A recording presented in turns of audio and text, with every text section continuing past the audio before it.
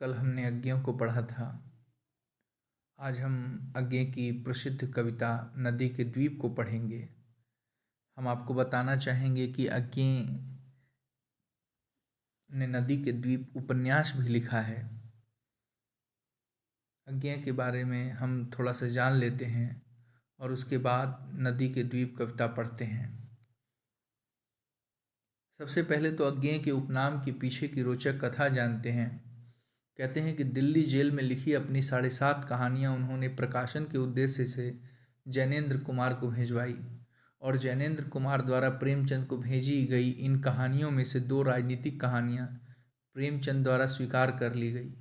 चूँकि कारावास से भेजी गई इन कहानियों के लेखक का नाम उजागर करना उपयुक्त नहीं था, इसलिए निर्णय लिया गया कि लेखक के नाम की जगह अज्ञेय अर्थात अज्ञात नाम का उपयोग किया जाए। अज्ञेय ने बाद में एक बार बताया कि उन्हें अपना यह उपनाम पसंद नहीं था, लेकिन उन्होंने यह स्वीकार कर लिया। कविताओं और कहानियों जैसी रोचित कृति का प्रकाशन अज्ञेय नाम से कराते रहे, जबकि लेख, विचार, आलोचना आदि के प्रकाशन के लिए उन्होंने अपने मूल उपनाम सच्चिदानंद हीरानंद वात्स्यायन अज्ञेय का उपयोग किया। अज्ञेय तारसप्तक के लिए जाने जाते हैं, प्रयोगवाद के प्रवर्तक के रूप में जाने जाते हैं। इनका जन्म 7 मार्च 1911 ईस्वी के हुआ था।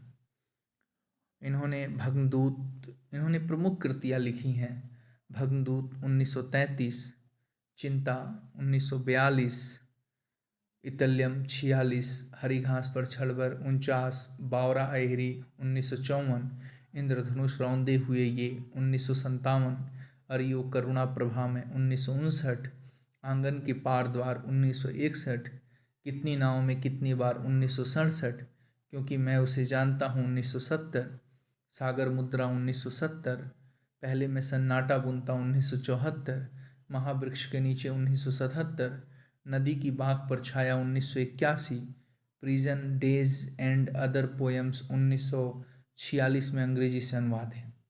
कहानी संग्रह के रूप में देखा जाए तो विपथगा 1937, परंपरा 1944, कोठरी की बात 1945, शरणार्थी 1948, जयदोल 1951 आदि, और उपन्यास शेखर एक जीवनी 2 भाग में क्रमशः 1941 और 1944 में छपा। नदी के द्वीप अभी मैंने बताया, जैसा कि नदी के द्वीप अभी हम लोग कविता पढ़ेंगे, और ये उपन्यास है 1951 में लिखा गया। अपने अपने अजनबी 1961 में लिखा गया। यात्रा वृत्तांत इनके बहुत फेमस हैं। अरे यार रहेगा याद, एक बूंद सहसा उछली। एक बूंद सहसा उछली में अज्ञेय का यूरोपीय यात्राओं का वर्णन है। अज्ञेय जी ने इसके अतिरिक्त जनक जानकी 1984 में एक यात्रा पुस्तक का संपादन भी किया। अज्ञेय की यात्रा वृत्तांतों में भौगोलिक सूचनाओं के अतिरिक्त संस्कृति, सभ्यता, दर्शन एवं इतिहास की जानकारी मिलती है। अज्ञेय की यात्रा वृत्तांत के संदर्भ में प्रगतिशील आलोचक रामविलास शर्मा लिखते हैं, जो काम उनके पिता ने पुरातत्व क्षेत्र में किया, जमीन से शिलालेख, मूर्तियों के निकालने का कार्य, वही काम अज्ञेय ने अपने अंतिम वर्षों में अपने भारतीय अतीत के विशाल स्मृति प्रदेश में करना चाहते थे। इतिहास की राख मिट्टी में दबे उस सब मील के पत्थरों को खोदकर बाहर निकालना, जिस पर भारतीय संस्कृति के पड़ाव चिन्ह अंकित थे। ये अज्ञेय के यात्रा वृत्तांत के संदर्भ में प्रगतिशील आलोचक रामविलास शर्मा ने कहा है। और अब हम लोग नदी के द्वीप कविता को पढ़ेंगे। हम नदी के द्वीप हैं, हम नहीं कहते कि हमको छोड़कर स्रोतस्विनी बह जाए। तो यही कविता है। यह कविता इलाहाबाद में 11 सितंबर 1949 को लिखी गई, और यह पूरी तरह से द्वीप का निर्माण, ये एक प्रतीकात्मक कविता है। द्वीप कवि का कथन है कि हम नदी के द्वीप हैं। जिस प्रकार द्वीप का निर्माण नदी द्वारा होता है, उसी प्रकार जीवन सरिता से हमारा निर्माण होता है।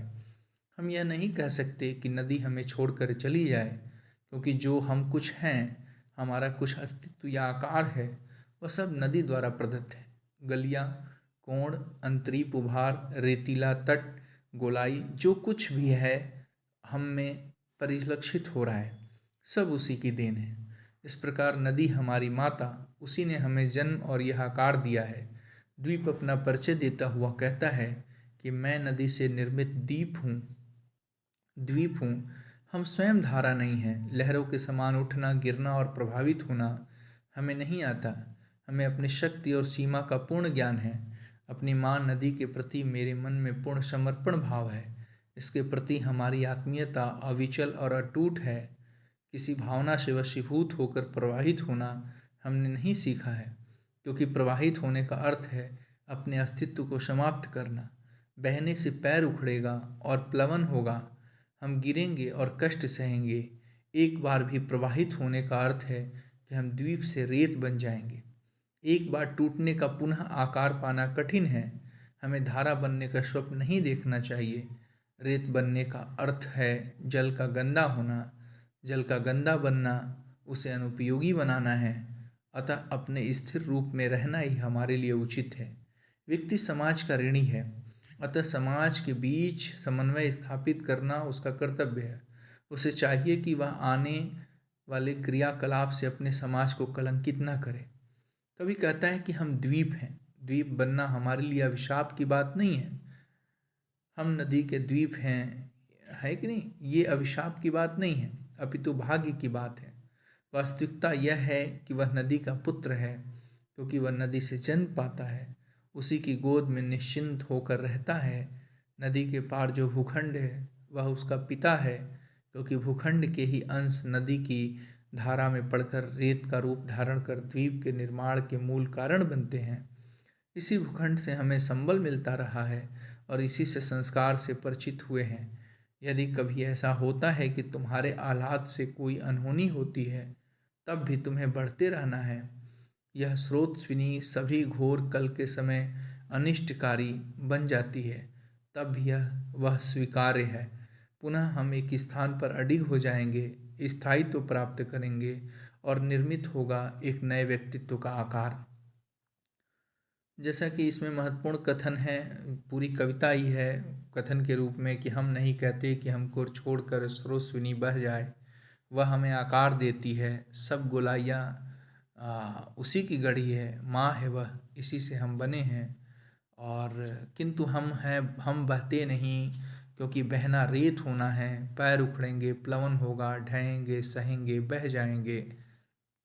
और इस तरह से यह व्यक्ति के व्यक्तित्व, उसके अस्तित्व की उसके अस्तित्व व निर्माण की प्रक्रिया की प्रतीकात्मक कविता है, जिसमें साफ साफ दिखाया गया है कि नदी, द्वीप और भूखंड किसका प्रतीक है। नदी माँ का प्रतीक है, द्वीप पुत्र का प्रतीक है और भूखंड उस पिता का प्रतीक है। उस प्रकार ये प्राकृतिक और मानवीय दो प्रतीकों के रूप में इसमें दिखाया गया है। तो एक तो मानवीय प्रतीक हो गए, और प्राकृतिक प्रतीक में परंपरा, समाज और व्यक्ति कैसे समाज से मिलता है और परंपरा कैसे उसको मिलाने का काम करती है, ये नदी के द्वीप कविता से हम भली भांति समझ सकते हैं। बहुत शुक्रिया मित्रों, आपने मुझे सुना, और जैसा भी लगे आप मुझे बताइएगा।